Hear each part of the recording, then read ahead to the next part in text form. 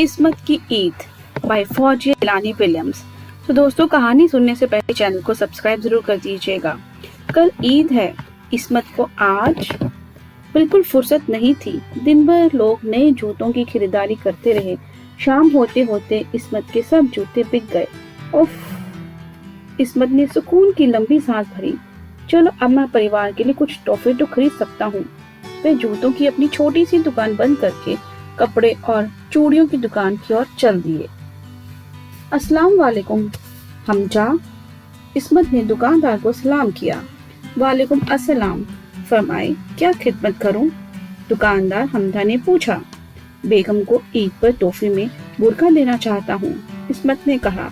ये लीजिए। दुकानदार ने एक बुर्का दिखाते हुए कहा। और अम्मी के लिए एक दुपट्टा। इसमत बोला। ये कैसा रहेगा? दुकानदार ने चमकीले नीले रंग का एक दुपट्टा दिखाते हुए पूछा। दुपट्टे पे सलमा सितारे जुड़े थे। और बिटिया के लिए कुछ चूड़ियां भी दिखाएं। दुकानदार ने इसमत को तरह तरह की चूड़ियां दिखाई। चूड़ियां चुनना आसान नहीं था। सभी एक से बढ़कर एक थी। इसमत तोहफे खरीद कर खुश था। उसने पैसे चुकाए और वहां से चलने ही वाला था। रुको!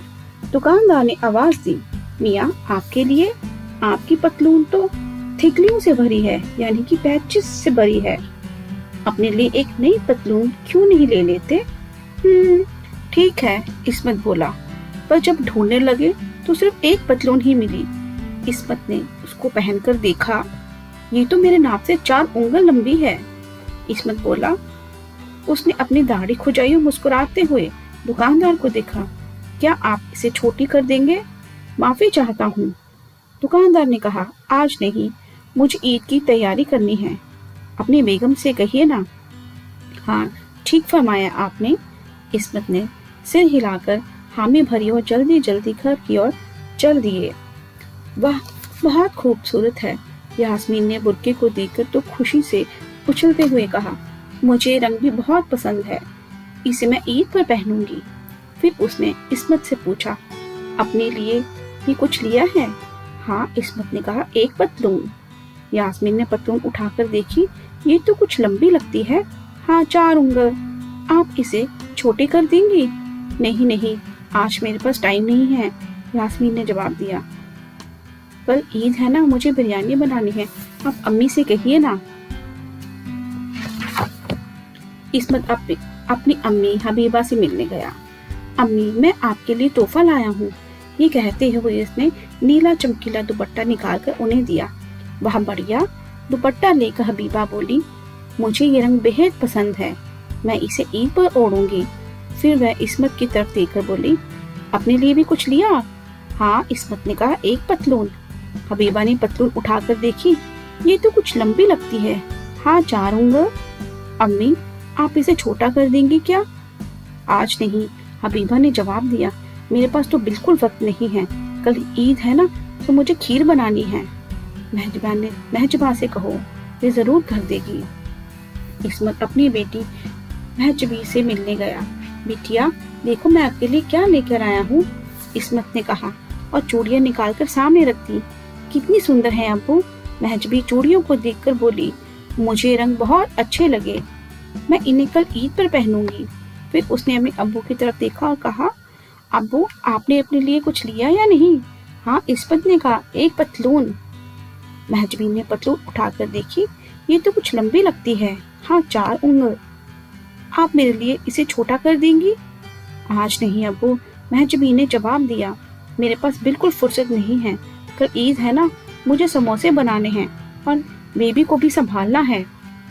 इसमत अपने घर वापस आ गया और कैंची ली और अपनी पतलून को नीचे से 4 उंगल छोटा कर दिया। फिर किनारे मोड़कर सिल दिया। मेरी पतलून ईद के लिए तैयार है, इसमत ने खुद से कहा और पतलून को तह करके टेबल पर रख दिया। फिर उसने यास्मीन को आवाज देकर कहा कि वे गरीब और बीमार लोगों से मिलने उन्हें ईद के लिए पैसे देने बाहर जा रहा है, और वह घर से निकल पड़ा। कुछ देर बाद यास्मीन ने खुद से कहा। इसमत सचमुच कितने अच्छे शौहर हैं। उसने इसमत की पतलून को कैंची से 4 उंगल काटकर छोटा कर दिया, किनारों को मोड़कर सिल दिया। फिर वह रसोई में जाकर अपना बाकी का काम निपटाने लगी। जब हबीबा को खीर बनाकर फुर्सत मिली तो उसने सोचा इस्मत सचमुच लायक बेटा है। वह इस्मत के घर गई।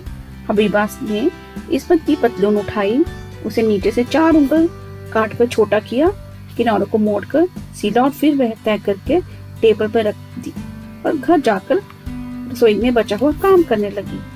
जब महजबीन को समोसे बनाने से फुर्सत मिली तो उसने सोचा अरे अबू सचमुच कितने अच्छे हैं। वह इस्मत के घर गई, उसने पतलून उठाई, उसने नीचे से 4 उंगल काट कर छोटा किया, किनारों को मोड़कर सिलकर उसी तरह तय करके टेबल पर रख दिया। फिर वह अपने घर जाकर बाकी का काम निपटाने लगी। अगली सुबह सब मस्जिद जाने के लिए इस्मत के घर पर जमा हुए। यास्मीन ने अपना बुर्का पहना, हबीबा ने अपना चमकीला नीला दुपट्टा ओढ़ा, महजबीन ने अपनी रंग बिरंगी चूड़ियां पहनी। इस्मत यास्मीन ने कहा आप भी अपनी नई पतलून पहनिए ना। हाँ पहनता हूँ बेटा, पीछे से हबीबा ने आवाज लगाई। आप भी तो अपनी पतलून पहनिए। हाँ हाँ अम्मी पहनता हूँ, इस्मत ने कहा। तब तक महजबीन भी आ गई। अब्बू आप भी अपनी पतलून पहनिए, उसने कहा। हाँ पहनता हूँ। इस्मत ने उनकी ओर देखा, सोचा ये सब कितने अच्छे हैं, इनके पास मेरी पतलून छोटे करने के लिए फुर्सत नहीं थी तो क्या हुआ, हैं तो ये बड़े अच्छे। इस्मत अपनी नई पतलून पहनने के लिए कमरे में गया। उसकी अम्मी, बेगम और बेटी अपने चेहरे पर मुस्कान लिए उसका इंतजार कर रही थी।